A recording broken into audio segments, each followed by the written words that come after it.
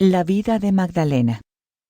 Definido el momento y el lugar donde transcurrió la vida de Magdalena, en una sociedad mediterránea rural bajo la ocupación romana, en medio de crisis económica, en un entorno en el que las mujeres se ubicaban en el estrato inferior de la sociedad, especialmente una mujer fuera de casa, y en medio de movimientos mesiánicos, es el momento de recurrir a las fuentes para indagar qué podemos saber sobre su vida y su mensaje, si es que existió alguno. Para ello hay que hacer una labor semejante a la de un arqueólogo, quitar capas interpretativas que se han agregado y oscurecido con los siglos a la Magdalena original. Trayectoria en reversa, de mujer liberada a pecadora arrepentida, prostituta, líder de la Iglesia y primer testigo. Como sucede en el caso de la búsqueda del Jesús histórico, a los historiadores se les acusa con frecuencia de mirar dentro de un pozo y ver su propio reflejo o el de su época.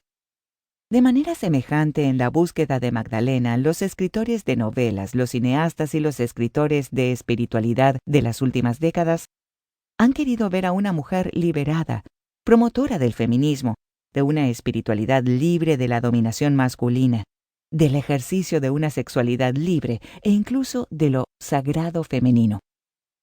Debajo de esa capa hay otra Magdalena, el símbolo de la pecadora arrepentida que se convierte en una de las más grandes santas del cristianismo gracias al arrepentimiento que es otorgado en abundancia por el Cristo.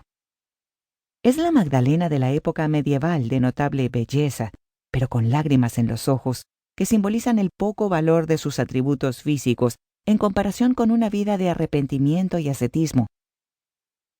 Debajo de esta imagen, siguiendo una trayectoria en reversa, hay otra más, la de una prostituta en la que habitaban en toda su potencia 7 demonios, los 7 pecados capitales que Jesús expulsa de ella, la que moja sus pies con sus lágrimas y los seca con su pelo.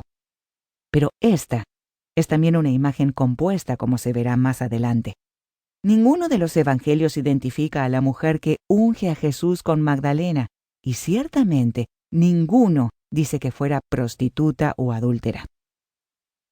Debajo de esa Magdalena compuesta está la figura de la Iglesia primitiva, la de las primeras generaciones de cristianos, la mujer apóstol y líder, tal como dan a entender sutilmente los evangelios canónicos, y reconocen abiertamente los apócrifos compuestos entre el siglo II y III de nuestra era.